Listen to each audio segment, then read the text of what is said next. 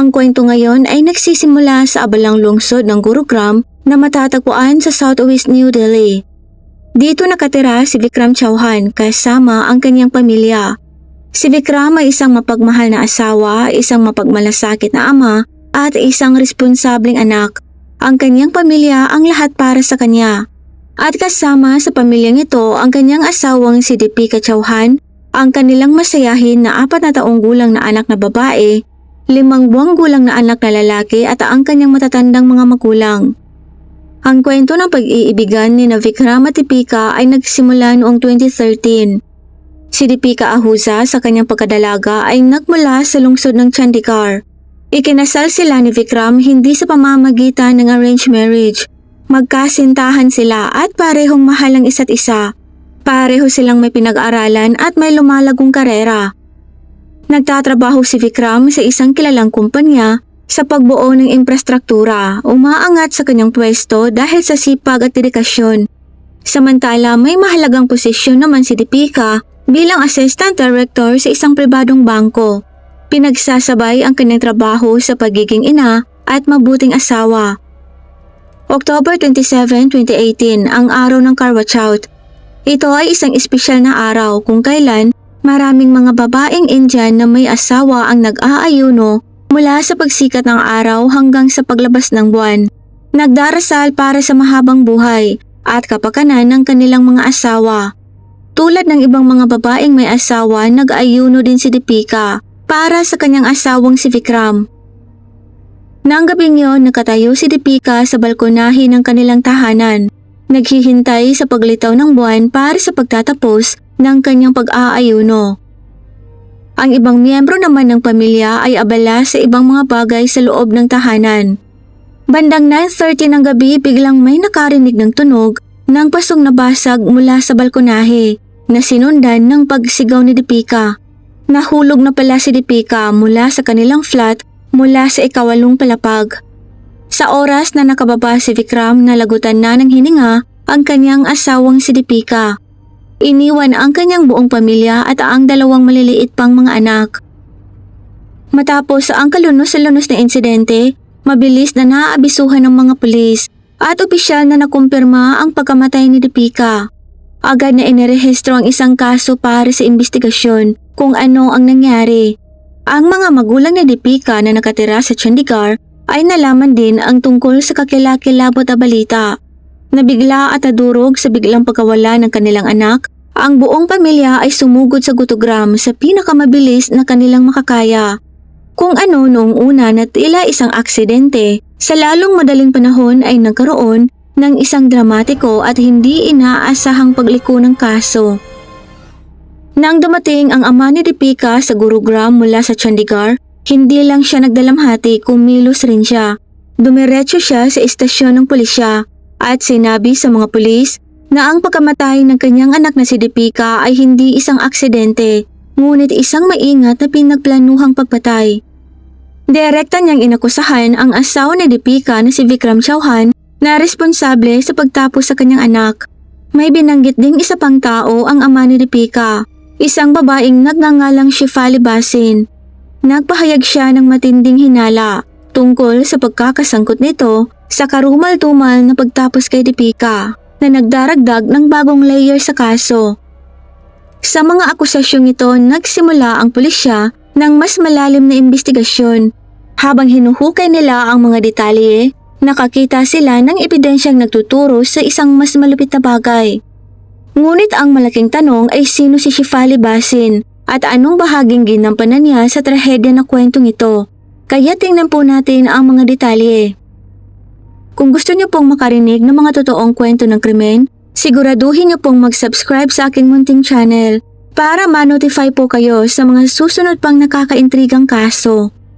Gaya ng narinig niyo po kanina, si Vikram at ang 32-year-old niyang asawang si Deepika ay namumuhay ng maligaya kasama ang kanilang pamilya.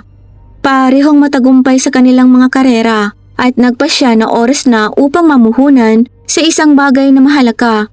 Naisip nila ang tungkol sa pamumuhunan sa ari-arian at nagsimulang maghanap ng magandang lokasyon sa Gurugram. Di nagtagal nakahanap sila ng gusto nilang flat sa Ansal Valley View Society sa Gurugram Faridabad Road sa Gurugram, Haryana. Hindi na sila nagdalawang isip at nagpasyang bilhin ang naturang flat. Ang may-ari ng flat na ito ay si Shefali Basin Tiwari. Ang 35-year-old na si Shefali, na isang freelance journalist by profession, ay nakatira kasama ang kanyang asawa sa isa pang flat sa loob ng parehong lugar. Si Shefali, tulad ni Vikram at Deepika, ay nagpakasal din hindi sa pamamagitan ng arranged marriage. Kasintahan niya ang kanyang asawa at nagpakasal sila ng walang tutol alinman sa magkabilang pamilya. Nang mabili ni Vikram ang flat ay hindi siya nag-aksaya ng oras na lumipat kasama si Deepika at ang kanilang mga anak. Parehong abala sina Vikram at Deepika sa kanilang mga trabaho na nangangahulugang hindi sila gaanong nakikipag-ugnayan sa kanilang mga kapitbahay o iba pa sa lugar. Ang kanilang mga pakikipag-ugnayan ay karaniwang limitado lamang sa mga pulong at mga kaganapan sa komunidad. Gayunpaman, sina Vikram at Shefali ay nag-cross na ang landas sa panahon ng pagbili ng flat, kaya mabilis silang naging pamilyar sa isa't isa.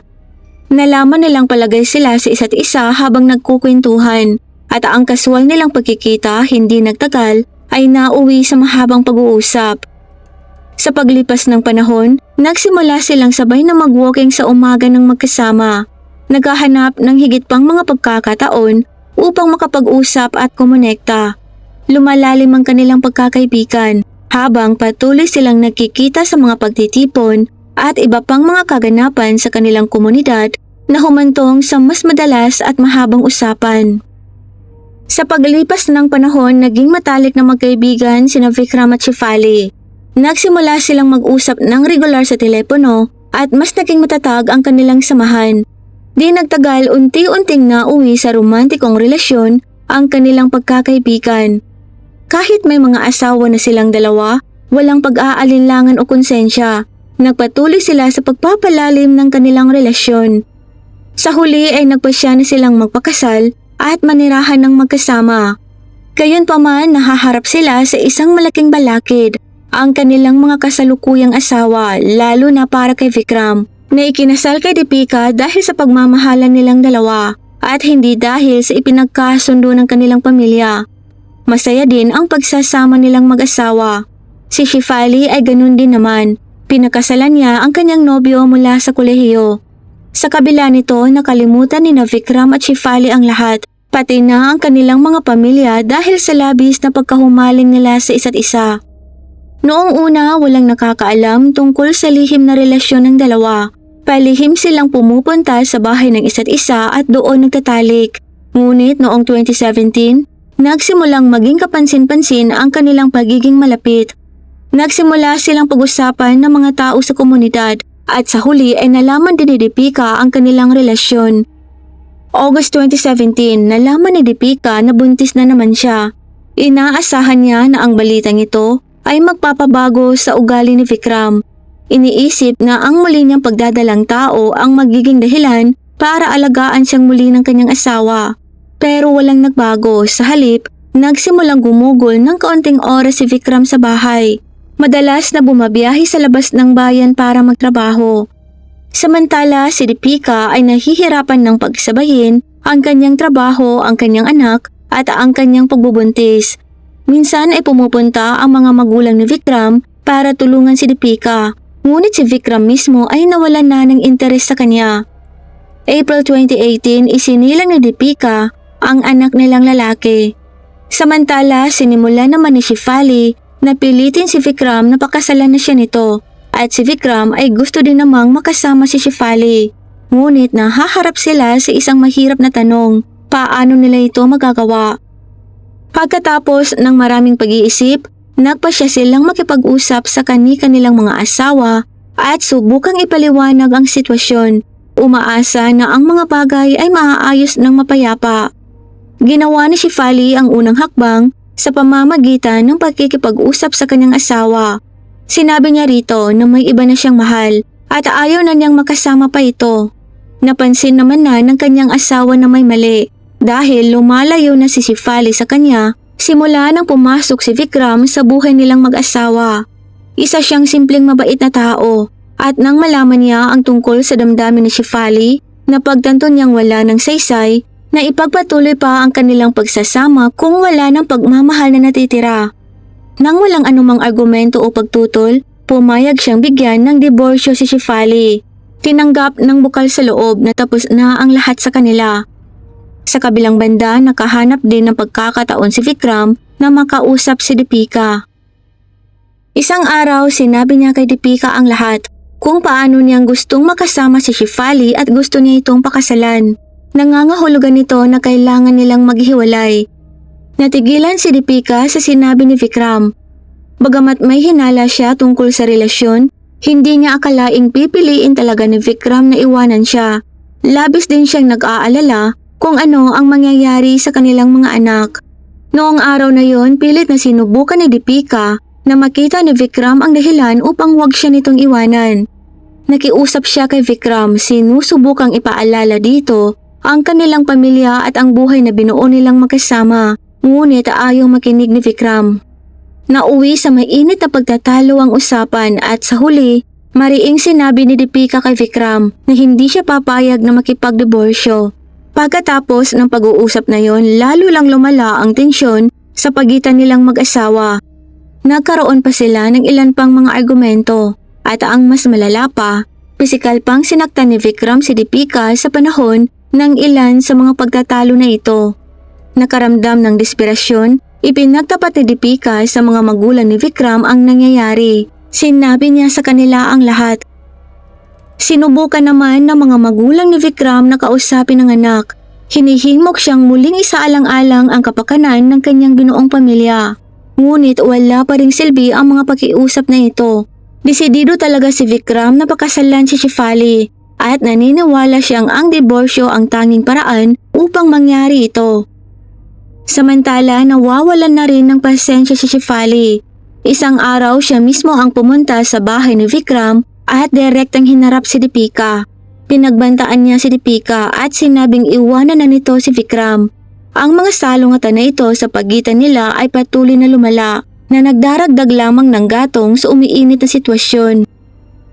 May 2018, sinabi ni Shefali kay Vikram na nagdadalang tao na siya at iginiit na kailangan na nilang magpakasal sa lalong madaling panahon. Hinimok niya si Vikram na gawin ang lahat ng kailangan para wakasan ang pagsasama nila ni Deepika. October 27, ang araw ng Karvachout. Nag-aayaw na si Deepika para kay Vikram. Ang mga magulang naman ni Vikram ay dumating din noong araw na yon.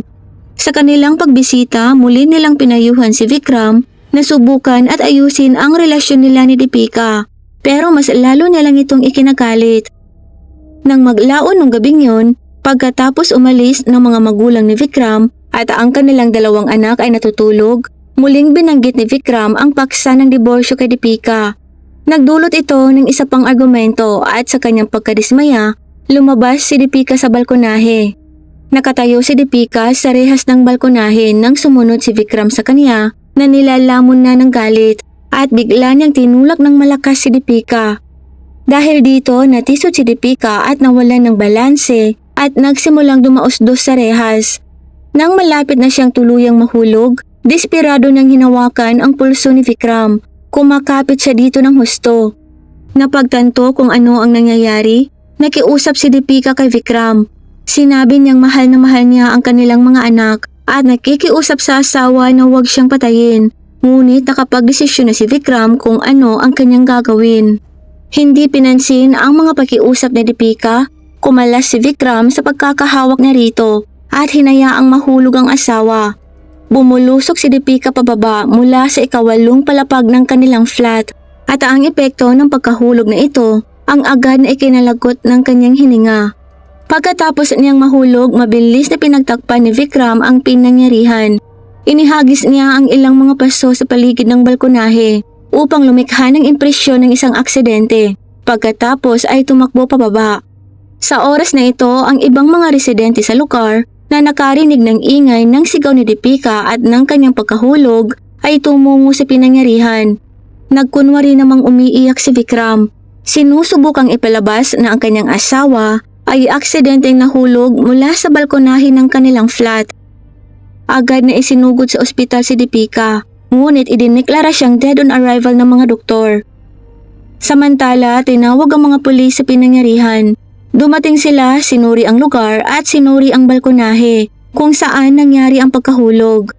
Sinabi sa kanila ni Vikram na lumabas si Deepika sa balkonahe para magpahangin na wala ng balanse at nahulog. Sinabi niya na sinubukan niyang sagipin ng asawa ngunit hindi niya ito nailigtas at nang makababa na siya wala na si Deepika.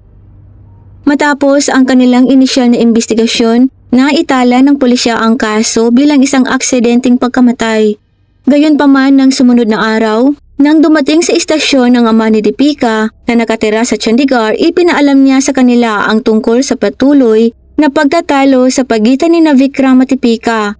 Sinabi ng ama ni Deepika na ang tila isang aksidente ay talagang isang binalak na pagpatay at iyong Shefali Basi na yon ay kasangkot din.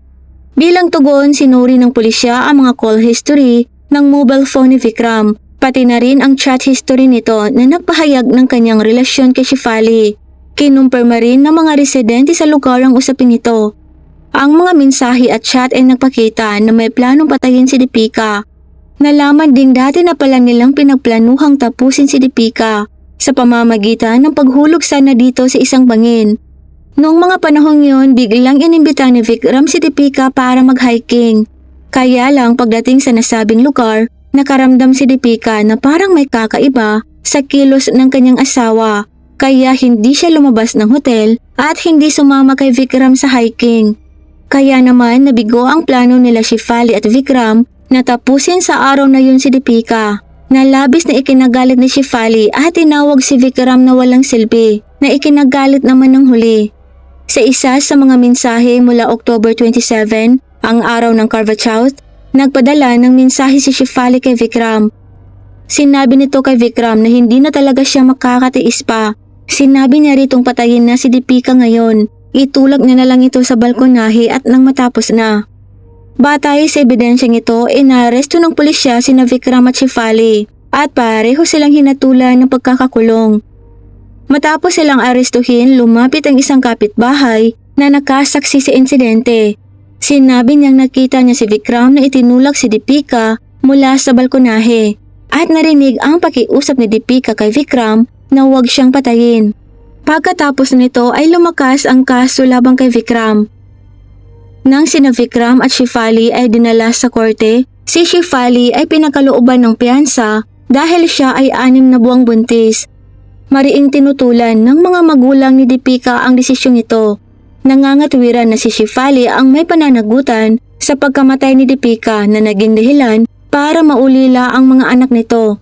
Gayunpaman, hindi tinanggap ng korte ang kanilang mga kahilingan. Para sa marami sa kanilang bansa, kakaibang parehong sina Shefali at Vikram na nagpakasal para sa pag-ibig sa kanilang unang mga asawa ay sa loob ng ilang taon ay nakatagpong muli ng bagong pag-ibig at walang konsensyang gumawa ng mga kakilakilabot na mga hakbang para lamang masunod ito.